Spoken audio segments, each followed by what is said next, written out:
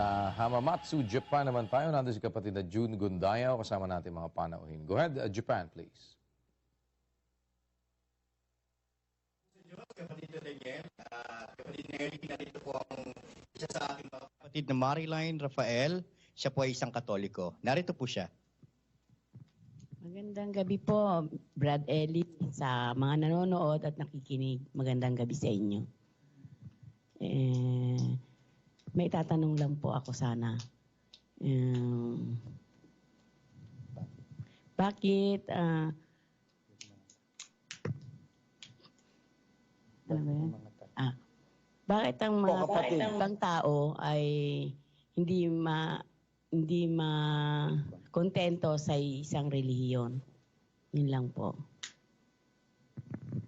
Alam mo, kapatid na Marlene, salamat unang-una sa pagdalo, pagpalaing ka ng Panginoon. Unang-una, no, ang tao, meron tayong instinct na, gaya ng sinasabi sa Biblia, ang ating pakinig hindi nagsasawa, ang ating mata laging naghahanap ng makikita niya na basahin natin ang 1:8 ng Ecclesiastes.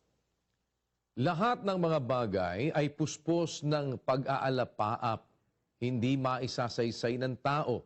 Ang mata ay hindi nasisiyahan ng pagtingin, ni ang tainga man ay nasisiyahan sa pakikinig. Ang mata't ang tenga natin, hindi nasisiyahan yan. Laging merong gustong naririnig. Laging merong gustong nakikita. Yung iba nga, kahit ayaw mo na ipakita, naninili pa. Yun ang pruweba, yung pamboboso. Yun ang pruweba ng salita ng Diyos totoo. Ang mata, hindi nasisiyahan sa pagtingin. Kaya nga yung mga pelikula, kumikita yan eh. Kahit anong palabas mo, kahit niloloko ka na lang ng producer eh, papanoorin mo pa rin eh, di ba? Ganon ang tao. Pero alam mo kapatid, hindi lang naman sa relihiyon, hindi nakukontento yung iba. Merong hindi nakukontento sa isang lalaki. Nangangalon niya si babae. Pero lalaki hindi nakukontento sa isang babae. No? Nangangalon niya si lalaki. Pero alam mo sa relihiyon, talagang hindi tayo dapat makontento sa isang relihiyon. Kasi may relihiyon mali. At kung alam na alam mo may relihiyong mali, mag-iimbestiga ka, magsusuri ka, guided ng salita ng Diyos, na ang Diyos ang nagsabi, 4:1 ng unang Juan. Mga minamahal, huwag kayong magsipaniwala sa bawat espiritu, kundi inyong subukin ang mga espiritu kung sila'y sa Diyos, sapagkat maraming nagsilitaw na mga bulaang propeta sa sanglibutan. Ang premise, kapatid na Marilyn, ewan ko kung tama pagkaka-pronounce ko, ang premise, maraming manluloko sa ating panahon. Maraming lumitaw na bulaang propeta sa sanlibutan. Como marami, hindi lahat ng reliyon, sunggab ka ng sunggab. No? Kagaya, halimbawa, dumating ang saksi ni Jehovah, sinunggaban ng Pilipinas. Dumating ang Adventista, sinunggaban ng Pilipinas. Dumating ang Katoliko, tinanggap ng Pilipino. Sabi nila, unang-una raw Katoliko, hindi. Ang unang-unang dumating sa Pilipinas, ang Muslim. Doon sa parte ng Sulu, Mindanao, yung parte na yon. Kasi malapit yon sa mga bansa ng Muslim, kagaya ng Indonesia, Malaysia, malapit yun eh. Doon ang nauna sa Pilipinas, Muslim, di Katoliko. Ngayon, hindi naman masamang tumanggap ka ng Diyos eh, tumanggap ka ng pananampalataya. Pero hindi agad-agad, lahat ng dumating, tatanggapin mo. No? Dapat, ang sabi ng salita ng Diyos, huwag kayong magsipaniwala sa bawat espiritu, kundi inyong subukin ng mga espiritu kung sila'y sa Diyos. Sapagkat, kaya pinasusubok, maraming lumitaw na bulaang propeta sa sanlibutan. Baka ang makutanggap-tanggap mo, yung mga bulaang propeta, kagaya ni Kibuloy, delikado pangalan mo, ang kaligtasan mo. Ba't ko naman sinasabing bulaang propeta si Kibuloy? Naninira ba ako ng puri? Hindi. Yung salitang bulaang propeta, nag-aangkin ng hindi totoo, gaya ni Kibuloy. Siya raw yung appointed son of God. Anak daw siya ng Diyos. Lumalabas siya yung Kristo sa ating panahon. Ang Kristo hindi nagsisinungaling eh. Si Kibuloy nagsisinungaling eh. Maraming beses na nagsisinungaling eh. Pwede niya akong idemanda kung gusto niya, no? Sabi niya, kinausap daw siya ng Diyos na ang magiging presidente si Gibo nung panahon na nahalal si Pinoy. Ang magiging presidente raw si Gibo. Si Gibo ang ang appointed ni Gloria Arroyo. Di ba ganon? Di ba? Ngayon. Katunayan, sinabi niya sa kanyang iglesia. Pakinggan natin sandali. Tonight, let it be known unto all Filipinos that the Almighty Father has appointed a president for this nation, who is no other than Gilbert Gibo Teodoro.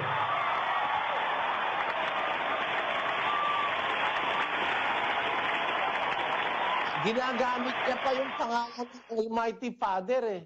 Tonight, let it be known unto all Filipinos, kasama ko ron. Kaya ako pinakinggan ito eh. Pilipino ako, hindi. Kahit nandito ako sa Brazil, hindi naman ako tumatangging Pilipino ako eh. Sabi niya, let it be known unto all Filipinos that your Almighty Father has appointed the president for this nation. The president, using a definite article, the president for this nation. He is none other than Gilbert Gibo Teodoro. Pati si Gibo, naloko niya eh. Baka sakali na paniwala siya ni Kibuloy na siya na nga ang appointed na presidente ng Pilipinas eh. Tapos, nung hindi nanalo si Gibo, pinuntahan siya ni Chris Aquino. Ano naman ang sabi niya kay Chris Aquino? Pakinggan niyo. Oh, see, Pastor, you should have had faith. Ano? You know, ang revelation ko naman talaga no, si Pinoy, pero I have given my word to Gibo. Oo nga eh. Kita mo kasi nungalingan niya. Sabi niya kay Chris, talagang ang revelation ko naman noon si Pinoy eh. Ano? Nilagay mo. You know, ang revelation ko naman talaga noon si Pinoy. Pero I have given my word to Gibo. Para ba siyang pinuwersa ni Gibo na magsinungaling, napapuwersa naman siya. No? Mahina ang paninindigan nitong pastor na ito. Bakit? Parang hunyango ito eh. Parang, kumbaga, parang balimbing ito eh. Kahit saan humarap eh. Yun pa rin eh. Bakit? Nung kaharap si Gibo raw ang appointed by the Almighty Father. Siya raw ang binigay ng Father niya. Father ni Kibuloy, hindi ko Father yung Father niya eh. Kasi hindi naman yun ang totoong Diyos eh. Tapos, ngayon, nung kaharap naman si Chris Aquino, ang revelation naman daw niya talaga si Pinoy, kaya lang, naibigay na raw niya ang kanyang tango kay Gibo. Hindi, sinungaling. Isasama mo pa ba ito sa susuriin mo? May pruweba na ng pagkamasinungaling ito eh. Kukonsider mo pa ba ito na sisiyasatin mo? Hindi na. Iko-consider mo yan na kasama dun sa sinasabi ng Panginoon na maraming lilitaw na bulaang Kristo, mga bulaang propeta, ililigaw ang marami. Naku, napakaraming nailigaw sa Davao. I hope si Presidente Duterte hindi niya nailigaw kahit kaibigan niya. Ang katunayan, hindi nga kaanib si Duterte sa kanya eh. No? Ang ibig ko lang sabihin, kapatid, yung salita ng Kristo na isinulat ng mga apostol, huwag kayong maniniwala sa bawat espiritu. Subukin ninyo ang mga espiritu kung sila'y sa Diyos, sapagkat maraming nagsilitaw na mga bulaang propeta. Yung salitang bulaang propeta, yung salitang bulaan, ang kahulugan ng sinungaling. Sinungaling na propeta, bulaang propeta. Gaya ni Kibuloy, nagsisinungaling sa bansang Pilipinas. No? Nagsisinungaling kay Chris Aquino. Masama yun. Dapat kung sinabi mo totoo, kung mali ka, aminin mo na lang mali ka. Pero para sabihin mo na, talagang, alam nyo na ibig kong sabihin. Baka gusto niyang magdiskusyon kami tungkol dito. Ang revelation niya iba-iba, no? Marami na siyang kasinungalingan sinabi. Kasama na doon yung 6 na buwan daw, mamamatay na ako. Dahil sinumpa na raw ako ng Panginoon. Nung sabihin niya yon February ng 2005. Ngayon awa ng Panginoon, salamat sa Diyos ng marami. Hindi totoo yung hula ni Kibuloy kasi dapat nung February, August 2005, patay na ako. Awa naman ng Diyos, buhay pa rin ako, nagsasalita pa rin. Salamat sa Panginoon. Sa Diyos ang kapurihan, hindi sa akin. Pero talagang si Kibuloy ang may sabi na mamamatay daw ako around August. Pruweba yun na yan, bula ang propeta Gusto na, pakita na nga natin. Ayoko sana pero para lang maintindihan ni Sis Maril. Pakita natin. To the members of this guy, who is now declared a blasphemer in the kingdom of God, you have 6 months to leave that group. If you won't leave that group, you will be included in his judgment. You will all be ushered to hell when you die, or while you're still alive, your soul is already marked for destruction. So that the group of this leader, I am telling you, get out. Lahat sa inyo na mananatili dyan, bibigyan ko kayo ng 6 months, umalis kayo dyan. Kung di kayo alis dyan, kung ano ang kanyang kaparusahan, ganyan din ang tatanggapin nyo. So this group of Eli Soriano, of the Dating Daan, your leader is already damned and judged.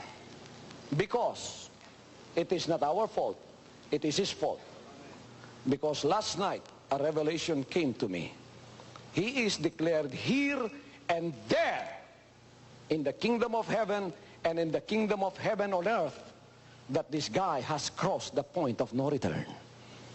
He is a blasphemer. He has committed the unforgivable sin. So that I will tell you how that revelation came to me and what will happen to him. He will be inflicted with a deadly, serious disease he cannot overcome. And it will eat up his guts. What a sore punishment for a man who is hard-headed because of the sin of pride.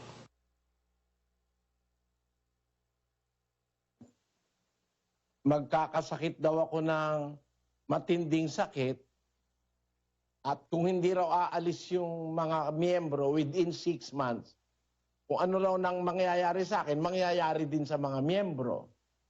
Sinabi niya yung February 6, 2005, magkakasakit daw ako ng matindi, hindi raw ako makakaligtas. I have crossed the, sabi niya, I have crossed the point of no return. Kaya, ang expected ni Kibuloy, by August 6, patay na ako. Siguro mga August 4 pa lang, nananalangin na siya sa kanyang Diyos na mamatay ako. Salamat naman, yung Diyos ko, mas makapangyarihan kaysa sa Diyos niya. Kasi yung Diyos niya, imaginary, invalid yun Hindi naman totoong Diyos yun Tinuruan siya ng kasinungalingan ng Diyos niya ngayon, pagkaraan ng 12 taon, 9 na buwan, at 18 araw ngayon, na patunayan sa marami at sa lahat ng mga tao na bula ang propeta itong si Kibuloy. Kaya kapatid, kung ikaw miyembro ni Kibuloy, nalaman mo to, mananatili ka ba ron? Siyempre, hindi ka makukontento sa isang relihiyong nanloloko ng kapwa-tao. Pagka ikaw, kapatid na Maryline, manatili kay Buloy, gaga ka rin. No? Pero alam ko, hindi ka naman gaga di ba? Hindi ka naman gaga para manatili ka sa ganyang relihiyon. Kaya yung mga nananatili dyan, kayo naman ang sasabihin ko. Binibigyan ko kayo ng panahon.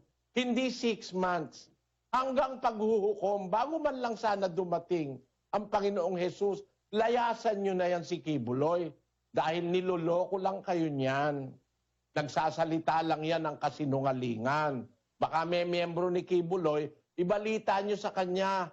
Sabi ni Soriano, bula ang propeta ka raw.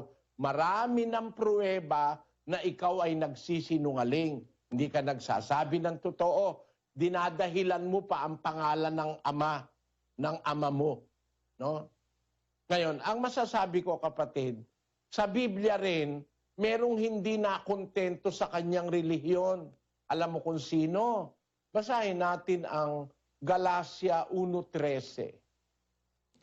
Sapagkat inyong nabalitaan ang aking pamumuhay ng nakaraang panahon sa relihiyon ng mga Hudyo, kung paanong aking inusig na malabis at nilipol ang iglesia ng Diyos. Ayon, nung ang Kristo nangangaral at ang mga apostol, inuusig ni Pablo ang iglesia ng Diyos. Kasi nasa relihiyon siya ng mga Hudyo, nasa Hudaismo si Pablo. Dati ang pangalan niya si Saulo. Nasa Hudaismo siya. Kaya nung siya ay nasa iglesia na ng Diyos, sabi niya sa mga kapatid, inyong nabalitaan ang aking pamumuhay ng nakaraang panahon sa relihiyon ng mga Hudyo, kung paanong aking inuusig na malabis at nililipol ang iglesia ng Diyos. Anong klaseng pag-uusig ang ginawa niya? 22:4 ng Gawa. Pakinggan nyo. At aking pinag-usig ang daang ito hanggang sa pagpatay, na tinatalian at ipinapasok sa mga bilangguan ang mga lalaki at gayon din ang mga babae. Ang katinding pag-uusig ni Pablo sa iglesia ng Diyos, tinatalian niya mga babae at saka mga lalaki, pinapabilanggo niya. Kasi ang paniwala niya, yung religion niyang Judaismo, yun ang totoo. Kaya ayaw siyang maniwala kay Kristo at sa mga apostol. Inuusig niya ang iglesia ng una nung maitayo ito. Pero ano nangyari? Bandang huli, tinawag siya ni Kristo. Nagliwanag ang kaisipan niya sa Damasco. Tinawag siya dun mismo sa iglesia ang inuusig niya. Sa iglesia ng Diyos siya tinawag. 1:1-2 ng unang Korinto. Si Pablo na tinawag na maging apostol ni Hesukristo sa pamamagitan ng kalooban ng Diyos at si Sostenes na ating kapatid sa iglesia ng Diyos na nasa Korinto. Liwanag, yung inuusig niyang iglesia nung una, nung tawagin siya, dun siya inilagay ng Diyos sa iglesia ng Diyos. Kaya bandang huli, yung mga kapatid nag-uusap-usap, mga unang Kristiyano nag-usap sila sa Galacia 1:22. At hindi pa ako nakikilala sa mukha ng mga iglesia ng Judea na pawang kay Kristo, kundi ang kanila lamang naririnig na pinag-uusapan ay yaong umuusig sa atin ng una, ngayoy nangangaral ng pananampalataya na ng ibang panahon ay kanyang sinisira. Usapan ng mga kapatid sa Judea, yun ikang umuusig sa atin nung una. Ngayon ang nangangaral ng pananampalataya na ng ibang panahon ay kanyang sinisira. Sabi ng mga kapatid na nasa Judea. Sino ba yung mga nasa Judea na yon? Napawang kay Kristo. 2:14 ng unang Tesalonika. Sapagkat kayo mga kapatid ay nagsitulad sa mga iglesia ng Diyos na nasa Judea kay Kristo Jesus. Sapagkat nagsipagbata naman kayo sa inyong sariling mga kababayan gaya naman nila sa mga Hudyo. Kayong mga kapatid sa Tesalonika, sabi ni Pablo, na katulad kayo ng mga iglesia ng Diyos na nasa Judea kay Kristo Jesus, sapagkat nagsipagbata rin kayo, inuusig din kayo ng sarili nyong kababayan. Gaya naman ng mga nasa Judea, inuusig din ang kababayan nila ng mga Hudyo. Ang ibig ko lang ipunto, kapatid na Maryline, si Pablo dati siyang Hudyo. Judaismo ang kanyang relihiyon. Pero nung marinig niya ang pangangaral ni Kristo, umalis siya sa Judaismo at yung dating iglesia na kanyang sinisiraan, doon siya ngayon naanib at doon siya nangaral. Ang ibig kong sabihin, kapatid, tama lang yun na hindi ka makontento basta. Suriin mo muna, pag natiyak mo na yun na nga ang totoo, tumigil ka na. Doon ka na lang mamatay. Parang ako, yun ang paniniwala ko eh. Ako, kung kukuhanin na ng Diyos ang aking buhay, nakahanda na akong mamatay dito sa samahang ito. Kasi dito rin ako, ang nanay ko dito rin naanib, pero ako hindi kaanib. 17 taon na ako nang umanib ako rito pagkatapos kong magsuri. Pero bago ako umanib, nagsuri muna ako kasi naging presidente ako ng student council sa Magsaysay High School. Naging presidente ko ng dalawang taon. 3rd year pa lang ako, presidente na ako. Hanggang 4th year. Ba't ko sinasabi yon? Kasi sa aming school, pagka Huwebes, mayroong tinatawag na religion class.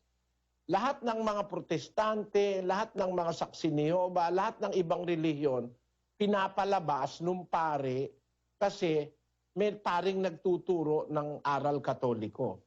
Isa ako sa umaalis.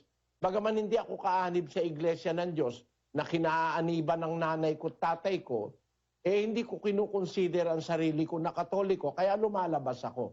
Sa labas, nagkakadiskusyon kami ng mga saksi ni Jehovah, mga Sabadista, bawal ang baboy, meron doong Budista. Kaya doon ako nag-umpisang magka-interes sa relihiyon. Pag lumalabas kami, dahil nagkaklase sila sa loob ng mga Katoliko, doon ko nag-umpisang mag-interes sa pagsusuri sa relihiyon. Kapatid, bagaman ako hindi kaanib sa iglesia, ang nanay ko, tatay ko, lahat ng kapatid ko kaanib, ako lang ang hindi. Kasi lumaki ako sa tiyahin kong Katoliko. Doon ako lumaki. Wala kasing anak yung tiyahin ko, parang baog siya. Hiniram niya ako sa aking nanay. Doon ako sa kanya nakatira mula sa 3 taon hanggang ako yung nagkaisip. Sa tiyahin ko ako nakatira. Doon ako ngayon natuto na parang Katoliko. Pagka umaga, dadaan ako doon sa Cristo Rey, nandun sa may sala nung bahay ng auntie ko, dadaan ako, yuyuko pa ako ron eh. Sabi nung auntie ko, huwag mo ituturo, makaputol ang kamay mo. Sabi niya. Nag-iisip ako, ano yun? Tuturo ko lang, mapuputol na kamay ko. Pero kung bata ako, wala akong alam nun. Kaya parang akong Katolikong lumaki, pagka 24 ng Disyembre, maglalagay ako ng medyas dun sa bintana. Kinabukasan may candy na yon.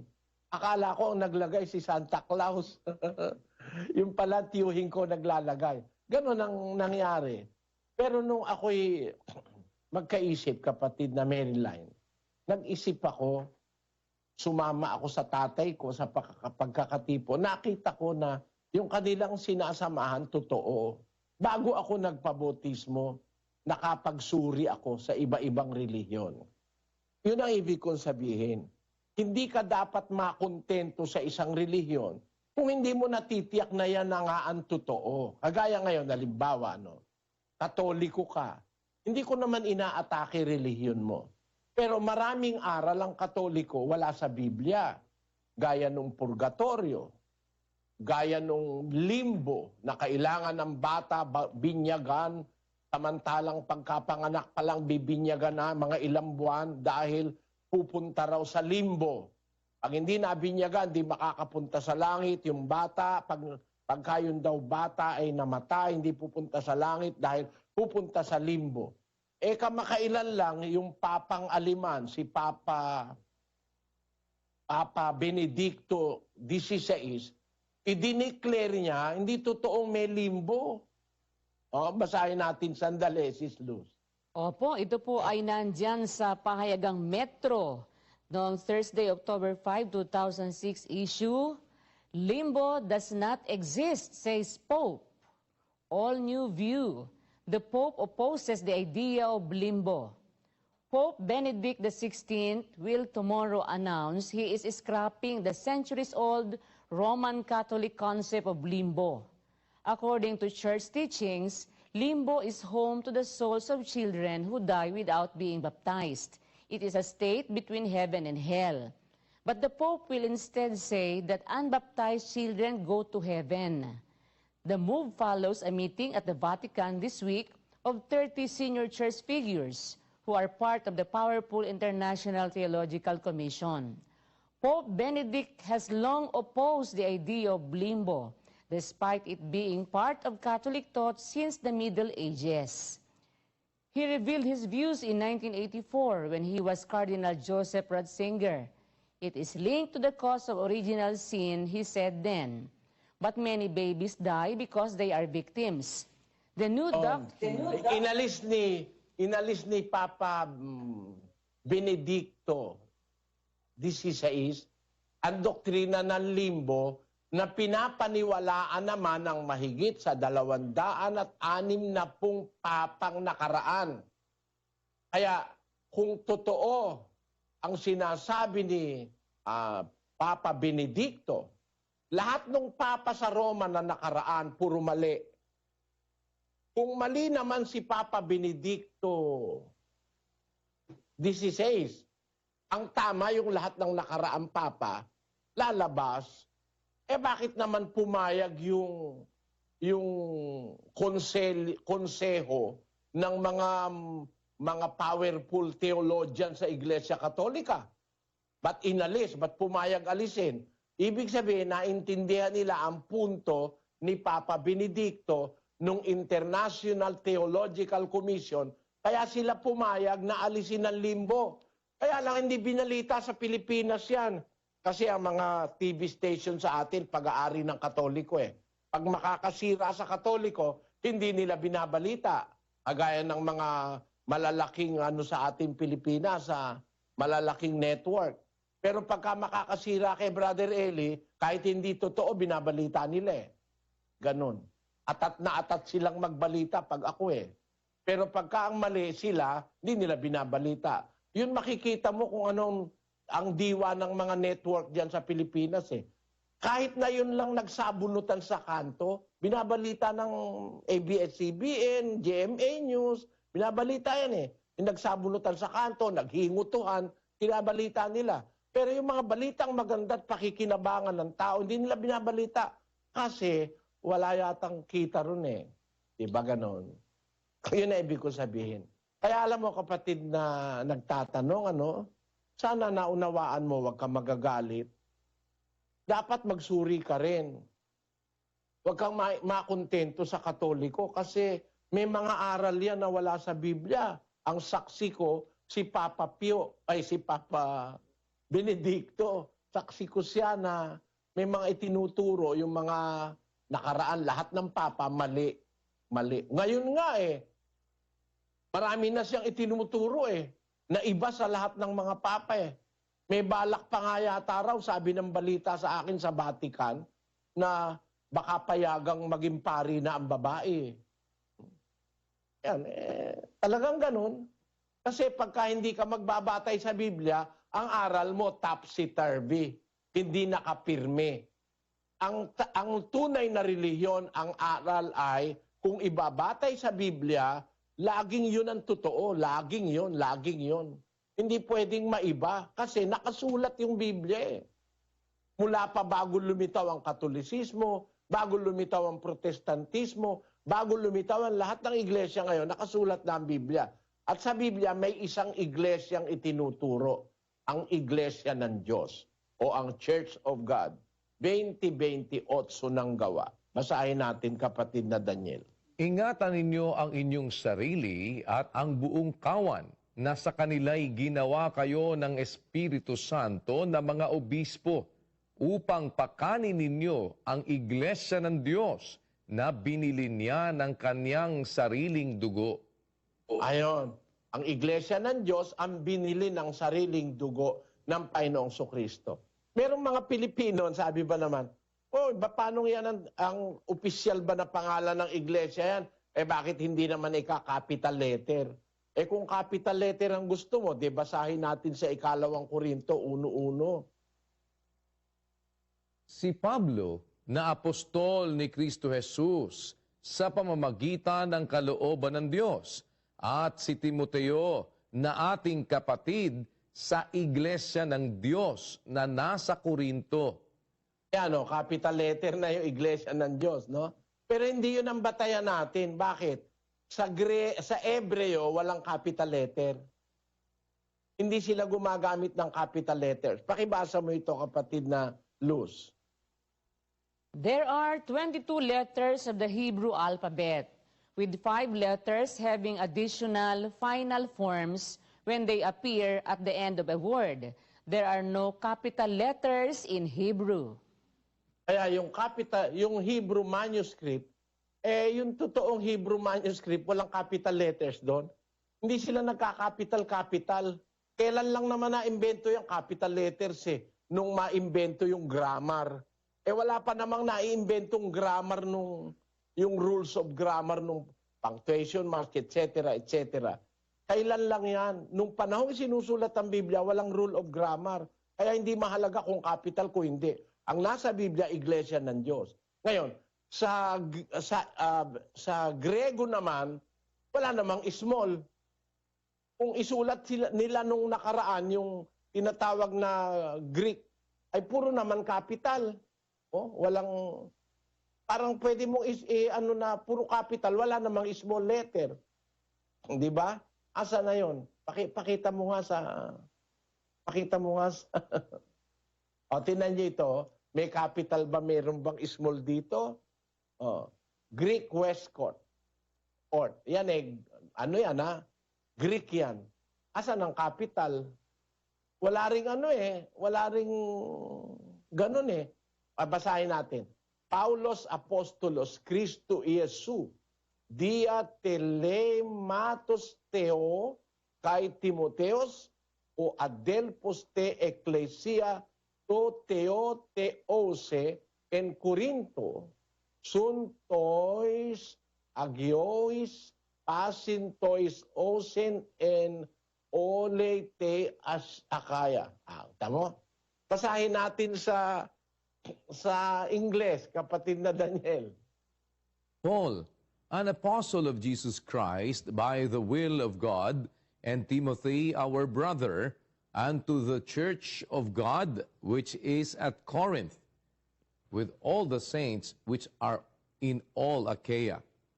Yun ang nakasulat, Iglesia ng Diyos, Church of God, miski sa Greek ay Church of God, sa Tagalog, Iglesia ng Diyos. Sa lahat ng Biblia, nakasulat Iglesia ng Diyos Kaya, kapatid, sana naunawaan mo punto ko. Hindi ako nang aatake, pero kailangan sabihin ko yung totoo. Dapat hindi ka rin kontento. Magsuri ka muna, kapatid. Marami kang susuriin. Pangalan ng iglesia, ang doktrina, may bawal bang kainin, wala bang bawal, paanong magdadamit, paanong magsasalita, paanong makikisama, paanong magdadala ng pamilya, anong hanap buhay na pwede ka bang dealer ng droga, mapapatay ka ng pulis. No? Hindi papayag si Presidente Duterte pagka ang hanap buhay mo, dealer ka ng droga. Tinan mo nga, pati yung napaghihinalaang mga kasabwat sa droga, nakakulong na ngayon. Di ba? Pati si Senadora, ano tawag doon? Senadora de Lima, nakakulong tuloy. Naano sa droga, nadamay doon sa usapin ng droga. Pag yun ang hahanap buhayin mo, makukulong ka nga. Buti nga kung makukulong ka lang, kung mahuhuli kang, tapos meron kang baril, makikipagbarilan ka, mapapatay ka. Yun ang nangyayari. Ano ibig kong sabihin? Sa Biblia nagtuturo ng hanap buhay, paano mo papalakihin ang anak mo. Yun ang ginagawa natin sa indoctrination session. Naanyayahan kita, kapatid na Marilyn, kung pwede kang dumalo, diyan sa Japan, meron tayong mga indoctrination session. Huwag ka rin makontento sa relihiyon mo. Unang-una, may mga aral siyang mali. Magandang gabi sa iyo, kapatid. Marami pong salamat. Brad. Salamat. Pagpalaing ka naman.